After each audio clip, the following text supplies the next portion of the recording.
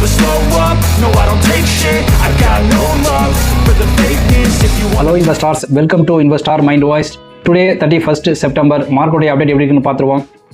What are we learning today? First one market trend அதுக்கான reasons பார்த்துருவோம். Second one world market report.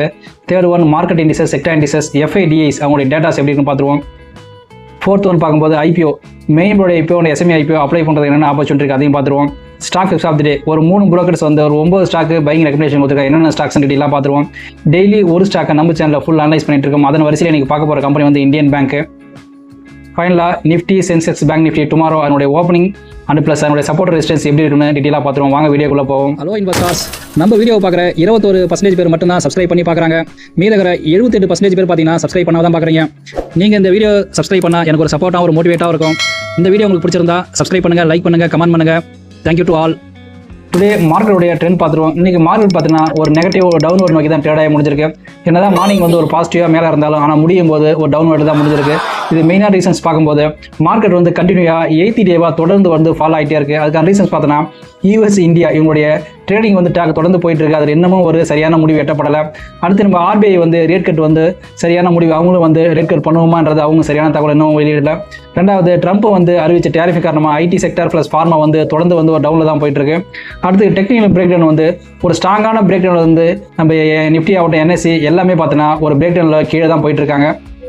இன்றைக்கி நம்ம Nifty பார்க்கும்போது ஒரு 23 பாயிண்ட் நெகட்டிவ் 24,611 ட்ரேட் ஆகி முடிஞ்சிருக்கு. சென்செக்ஸ் பார்க்கும்போது 97 பாயிண்ட் நெகட்டிவ் 80,267 ட்ரேட் ஆகி முடிஞ்சிருக்கு.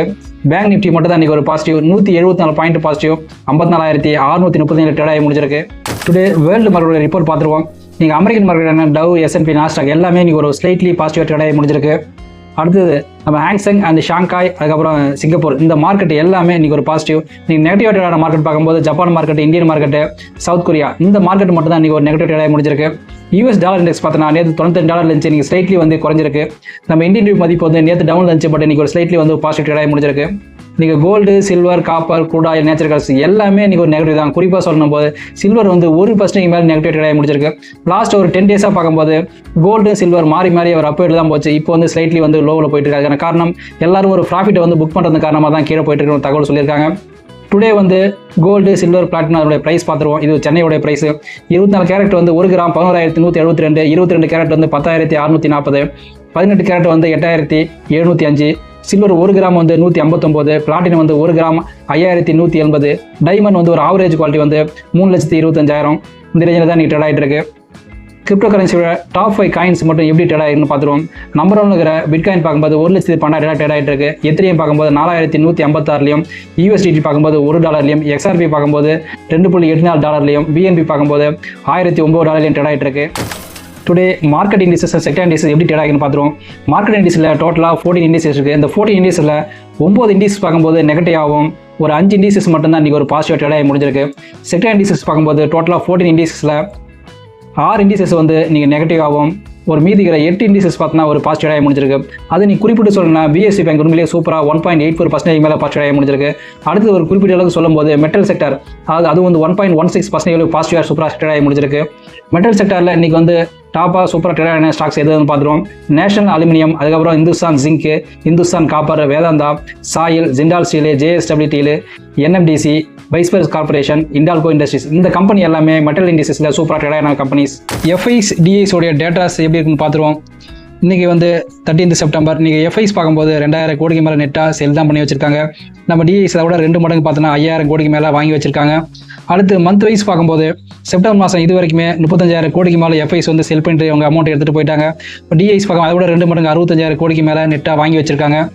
இயர் வைஸ் பார்க்கும்போது இது வரைக்குமே 2,55,000 கோடிக்கு மேலே FIs வந்து செல் பண்ணி நம்மளுடைய ப்ராஃபிட்டில் எடுத்துகிட்டு போயிட்டே இருக்கிறாங்க. நம்ம DIs பார்க்க அதை விட 2 மடங்கு 5,78,000 கோடிக்கு மேலே நெட்டாக வாங்கி வச்சிருக்காங்க. என்னதான் நம்ம வந்து FIs வந்து 2 மடங்கு 3 மடங்கு 5 மடங்குன்னு வாங்கியிருந்தாலும் கூட FIs வந்து அதை விட கம்மியாக ஒரு 300 கோடி இந்த ரேஞ்சில் வாங்கினாலே மார்க்கெட் வந்து பெரிய லெவலில் பவுன்ஸ் ஆகும். ஸோ இவங்க வந்து தொடர்ந்து வந்து FIs வந்து அவங்க ப்ராஃபிட் புக்கிங் வந்து இந்தியாவில் தொடர்ந்து பண்ணிட்டு தான் இருக்கிறாங்க. இதன் காரணமாக தான் மார்க்கெட் வந்து ஒரு டவுனில் போயிட்டே இருக்குது. ஐபிஓட ஸ்டேட்டஸ் பார்த்துருவோம். மெயின் போர்டு ஐபிஓவில் இன்றைக்கி ஒரு 4 ஐபிஓ ஓப்பனில் இருக்குது. 4 ஐபிஓமே எல்லாமே கிரே மார்க் ப்ரீமியம் 20% விட கீழே தான் இருக்குது. ஸோ அதனால் இப்போதைக்கு இதை கன்சிடர் பண்ணுறது ஒரு ஹை ரிஸ்கில் தான் இருக்கும். அது குறிப்பிட்டு சொல்லணும்னா ஹோம் ஃப்ரைட் ஃபார்வர்டர்ஸ் இந்த கம்பெனி பார்த்தோன்னா நியரஸ்ட்டாக ஓவர் சப்ஸ்கிரைப் 2 பேருக்கு மேலே ஒரு ஸ்டாக் போட்டி போட்டுருக்காங்க. அதனால் கிரே மார்க் ப்ரீமியம் ஒரு 3% கிட்ட தான் இருக்குது. அதனால் அடுத்தடுத்த நாள் வந்து இந்த அட்வான்ஸு ஆக்ரோ லைஃப் இதெல்லாம் வந்து ஒரு 13% இருக்குது. ஸோ அடுத்த நாள் வந்து ஒரு பாசிட்டிவாக 20% மேலே வந்து மார்க்கெட்டும் ஒரு பாசிட்டிவ் ட்ரெண்டில் இருந்துன்னா மேபி இதை வந்து அப்ளை பண்ணலாமா வேணாமல் அப்புறம் முடிவெடுப்போம். அடுத்தது எஸ்எம்இ ஐபிஓன்னு பார்க்கும்போது கிட்டத்தட்ட ஒரு 16 ஐபிஓ ஓப்பனில் இருக்குது. இந்த ஐபிஓ எல்லாம் கிரேவர் ப்ரீமியம் எல்லாமே ஒரு 0 ரேஞ்சில் தான் இருக்குது. ஸோ இதெல்லாம் இப்போதைக்கு வந்து கன்சிடர் பண்ணுறது கண்டிப்பாக ஒரு ஹை ரிஸ்கில் தான் இருக்கும்.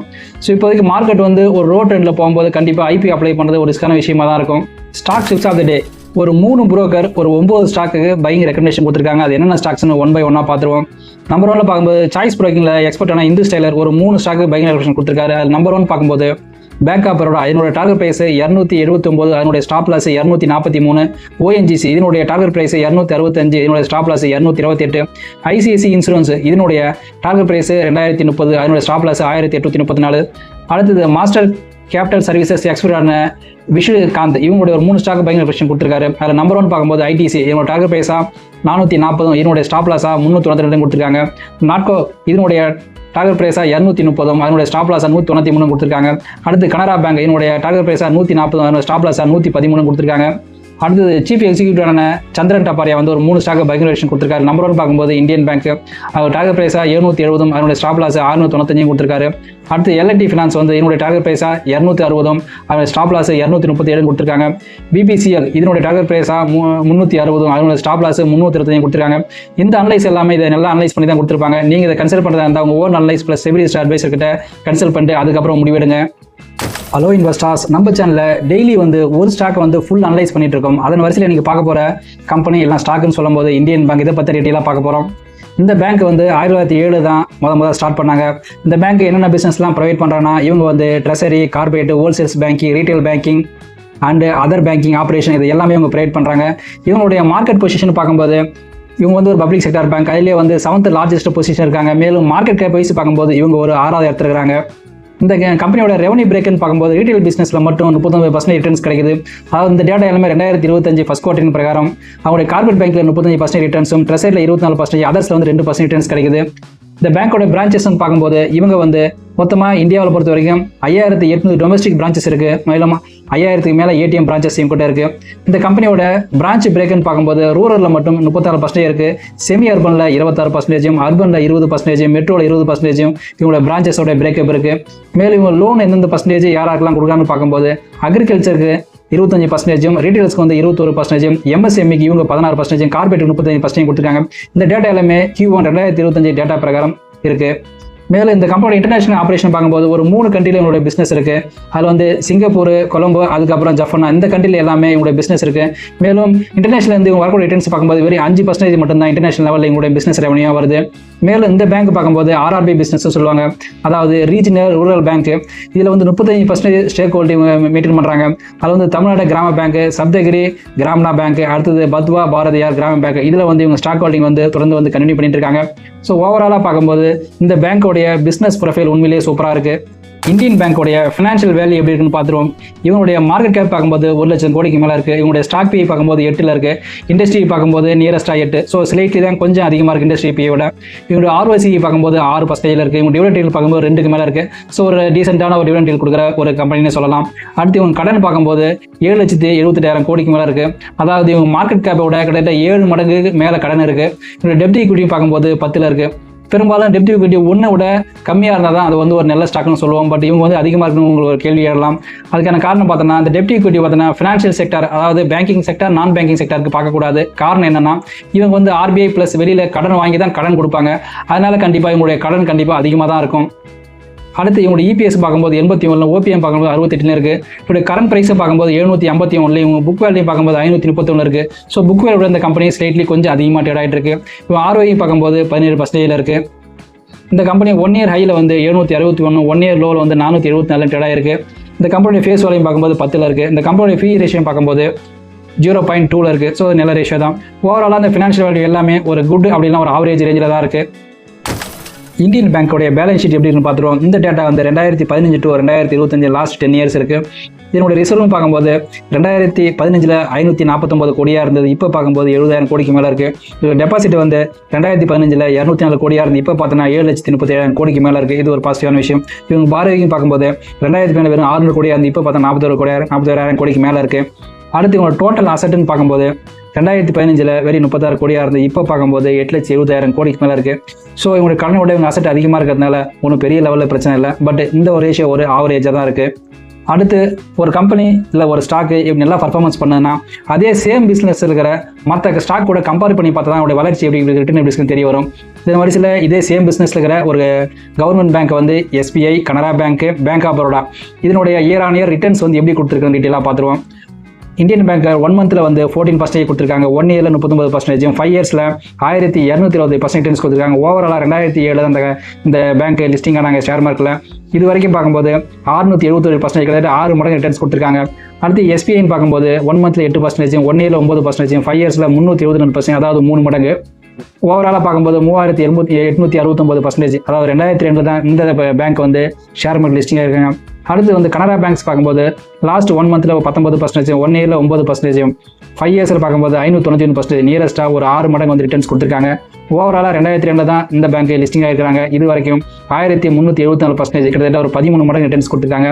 ஃபைனலாக பேங்க் ஆஃப் பரோடா 1 மந்த்தில் வந்து 10%, 1 இயரில் 4%, 5 இயர்ஸும் பார்க்கும்போது 520%. ஓவர் 2002 தான் இந்த பேங்க் வந்து லிஸ்டிங்காக இருக்கிறாங்க. இது வரைக்கும் 21 மடங்கு 2132% வந்து ரிட்டர்ன்ஸ் கொடுத்துருக்காங்க. இந்த இது கம்பேரிசன் வச்சு பார்க்கும்போது லாஸ்ட் வந்து 1 மந்த், 1 இயர், 5 இயர்ஸ் பார்க்கும் உண்மையிலே இந்தியன் பேங்க் தான் சூப்பராக பர்ஃபார்மன்ஸ் பண்ணிக்கிறாங்க. பட் ஓவராலாக பார்க்கும்போது SBI, Canara bank, bank of India இந்த 3 பேங்க் தான் உண்மையிலே ஓவராலாக சூப்பர் பர்ஃபார்மன்ஸ் பண்ணியிருக்காங்க. பட் லாஸ்ட் இந்த 1 இயர், 1 மந்த்தில் எல்லாமே இந்த 3 பேங்க்கும் கொஞ்சம் லோவாக தான் பர்ஃபார்மன்ஸ் பண்ணியிருக்காங்க. அதுக்கான காரணம் இவங்களுடைய பிஸ்னஸ் மாடல்னே சொல்லலாம். ஸோ ஒரு ஷார்ட் டைமில் பார்க்கும்போது உண்மையிலே இந்தியன் பேங்க் தான் சூப்பராக பர்ஃபார்மன்ஸ் பண்ணியிருக்கு. இந்தியன் பேங்கோடைய ப்ராஃபிட் அண்ட் லாஸ் ஸ்டேட்மெண்ட் எப்படி இருக்குன்னு பார்த்துருவோம். இந்த data 2015 to 2025 last 10 years data. இவங்க ரெவன்யூன்னு பார்க்கும்போது 2015 15,000 கோடியாக இருந்து இப்போ வந்து 62,000 கோடி அதிகரிச்சிருக்கு. இவங்க இன்ட்ரெஸ்ட்னு பார்க்கும்போது 2015 11,000 கோடியாக இருந்து இப்போ வந்து 38,000 கோடியாக அதிகரிச்சிருக்கு. இவங்க எக்ஸ்பென்ஸ்னு பார்க்கும்போது 2015 4,000 கோடியாக இருந்து இப்போ வந்து 19,000 கோடியாக, கிட்டத்தட்ட ஒரு 5 மடங்கு ஸ்லைட்லி அதிகரிச்சிருக்கு. ஃபைனலாக வந்து இவங்க நெட் ப்ராஃபிட் பார்க்கும்போது 2015 1000 கோடியாக இருந்து இப்போ வந்து ஒரு 10,000 கோடிக்கு மேலே கிட்டத்தட்ட ஒரு 10 மடங்கு அதிகரிச்சிருக்கு. இது ஒரு நல்ல விஷயம் தான். அடுத்து இவங்களுடைய க்ரோத் ரேஷியோன்னு பார்க்கும்போது இவங்களுடைய சேல்ஸ் க்ரோத் 10 இயர்ஸில் 15%, 5 இயர்ஸ் 24%, 3 இயர்ஸில் 15% இருக்குது. இவங்களுடைய ப்ராஃபிட் க்ரோத்னு பார்க்கும்போது 10 இயர்ஸில் 27%, 5 இயர்ஸில் 67%, 3 இயர்ஸில் 40% இருக்குது. அடுத்து இவங்க CAGR பார்க்கும்போது லாஸ்ட் 10 இயர்ஸில் 19%, 5 இயர்ஸில் 67%, 3 இயர்ஸில் 56% இருக்குது. லாஸ்ட் 1 இயரில் 41% நல்லா கொடுத்துருக்காங்க. ஸோ நல்ல CAGR தொடர்ந்து ஃபாலோ பண்ணிட்டு இருக்காங்க. அடுத்து இவங்க ROIன்னு பார்க்கும்போது லாஸ்ட் 10 இயர்ஸில் 11%, 5 இயர்ஸில் 13%, 3 இயர்ஸில் 15% கொடுத்துருக்காங்க. லாஸ்ட் 1 இயரில் மட்டும் 17%. லாஸ்ட் 1 இயரில் நிறைய ஸ்டாக்ஸ், நிறைய கம்பெனி எல்லாமே ஒரு நெகட்டிவ் ரிட்டர்ன்ஸ் தான் கொடுத்துருக்காங்க. பட் இந்த பேங்க் உண்மையிலேயே சூப்பராக பர்ஃபார்மன்ஸ் பண்ணியிருக்காங்க. இந்தியன் பேங்கோடைய peer comparison and share holding patterns எப்படி இருக்குன்னு பார்த்துருவோம். உங்களுடைய பியர் கம்பாரிசன் பார்க்கும்போது மார்க்கெட் ப்ரைஸ் இவங்க வந்து ஒரு 6வது எடுத்துருக்காங்க. நம்பர் 1ல் இருக்குது SBI பேங்க், அடுத்து bank of Baroda, Punjab national bank, Canara bank, union bank of India, Indian bank, ஃபைனலாக IOB பேங்க் இருக்குது. இந்த பேங்க்கை கம்பேர் பண்ணும்போது இவங்க டிவிடெண்ட் ஈல்ட்னு ஒரு டீசெண்டான டிவிடெண்ட் ஈல்ட் கொடுத்துட்டு வராங்க. அடுத்து இந்த கம்பெனியோட ஷேர் ஹோல்டிங்ஸ் பேட்டர்ன்ஸ் பார்க்கும்போது 2022 2025 குவார்டர் வைஸ் பார்த்துருவோம். இவங்க ப்ரொமோட்டர்ஸ் 9% இருந்தது, இப்போ பார்க்கும்போது 73% அதிகரிச்சிருக்காங்க. லாஸ்ட் 3 குவார்ட்டர்ஸாக பெரிய லெவலில் சேஞ்சஸ் எல்லாம் அப்படியே கண்டினியூ ஹோல்ட் பண்ணிட்டு இருக்காங்க. FIs பார்க்கும்போது 3% இருந்தது, இப்போ பார்க்கும்போது 4% கிட்ட இருக்காங்க. லாஸ்ட் 3 குவார்ட்டர் வந்து இவங்க தொடர்ந்து லைட்டாக குறைச்சிட்டு தான் வராங்க. இது ஒரு நெகட்டிவ் சைன் தான். DIஸும் பார்க்கும்போது 1% இருந்தது, இப்போ பார்க்கும்போது 18% இருக்குது. லாஸ்ட் 3 குவார்ட்டர்ஸாக பார்க்கும்போது இவங்களும் ஸ்லைட்லி இவங்களோட ஹோல்டிங்ஸை குறைச்சிட்டு வராங்க.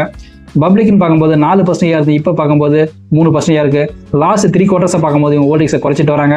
ஸோ பப்ளிக்கும் FIயும் லாஸ்ட் 3 குவார்ட்டராகவே இவங்க குறைச்சிட்டு தான் வராங்க. இது ஒரு இந்த கம்பெனி, இந்த பேங்க்குக்கு வந்து ஒரு நெகட்டிவ் சைன் தான். ஸோ இது இந்த ரேஷியோ வச்சு பார்க்கும்போது ஒரு 50-50 இந்த ரேஞ்சில் இருக்குது, அதாவது ஒரு ஆவரேஜ்னு சொல்லலாம்.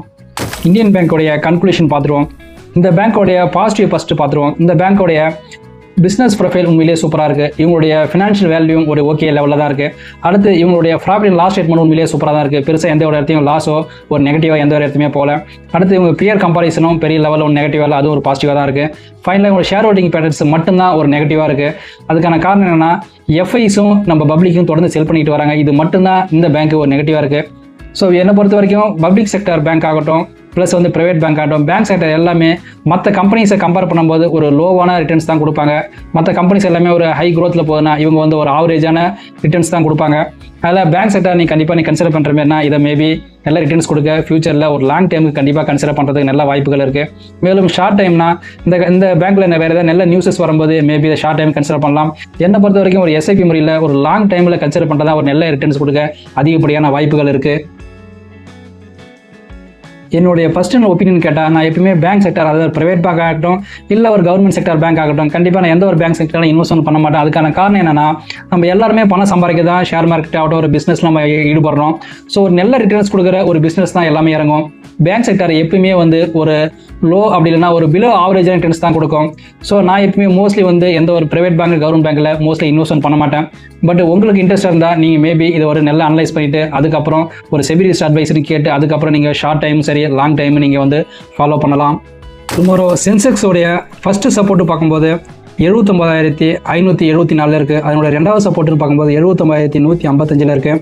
அதனுடைய ஃபஸ்ட்டு ரெசிஸ்டன்ஸ் பார்க்கும்போது 80,952 அதை பிரேக் அவுட் பண்ணிச்சுன்னா அடுத்த ரெசிஸ்டன்ஸ் 89,378 இருக்குது. பேங்க் நிஃப்டியோட டுமாரோ வந்து அதனுடைய ஃபஸ்ட்டு சப்போர்ட்டுன்னு பார்க்கும்போது 54,252 அடுத்த சப்போர்ட் பார்க்கும்போது 54,000 இருக்குது. அதனுடைய ஃபஸ்ட்டு ரெசிஸ்டன்ஸ் பார்க்கும்போது 55,000 அதே பிரேக் அவுட் பண்ணிச்சுன்னா அடுத்த ரெசிஸ்டன்ஸ் வந்து 55,250 இருக்குது. நிஃப்டி 50 டுமாரோ அதனுடைய சப்போர்ட் ரெசிஸ்டன்ஸ் எப்படி இருக்குன்னு பார்த்துருவோம். அதனுடைய ஃபஸ்ட்டு சப்போர்ட்டுன்னு பார்க்கும்போது 24,407 அடுத்த சப்போர்ட்டுன்னு பார்க்கும்போது 24,222 இருக்குது. இதனுடைய ஃபஸ்ட்டு ரெசிஸ்டன்ஸுன்னு பார்க்கும்போது 24,815 அடுத்த ரெசிஸ்டன்ஸ் பார்க்கும்போது 24,952 இருக்குது. இந்த சப்போர்ட் ரெசிஸ்டன்ஸ் எல்லாமே மார்க்கெட்டில் வர பாசிட்டிவ் நெகட்டிவ் நியூஸை பொறுத்து அமையும். ஸோ நாளைக்கு மார்க்கெட் எப்படி ஓப்பன் ஆகுதுன்னு வெயிட் பண்ணி பார்ப்போம். Not a financial expert. இந்த வீடியோவில் சொன்ன அனைத்து தகவலுமே ஒரு எஜுகேஷன் பர்பஸ்க்காக மட்டுமே பை அண்ட் செல் ரெக்கமெண்டேஷன் கொடுப்பது கிடையாது. நீங்கள் இன்வெஸ்ட் பண்ண முடிவு பண்ணீங்கன்னா உங்கள் own analyse plus SEBI risk advisor கிட்ட ஒரு கைட்லைன்ஸ் கேட்டு அதுக்கப்புறம் இன்வெஸ்ட் பண்ணுங்க. எல்லா இன்வெஸ்ட்மெண்ட் ரிஸ்க் இருக்கும். ரிஸ்க் தெரியாமல் இன்வெஸ்ட் பண்ணாதீங்க. இந்த வீடியோ பிடிச்சிருந்தா சப்ஸ்கிரைப் பண்ணுங்க, லைக் பண்ணுங்க, ஷேர் பண்ணுங்க. Thank you to all.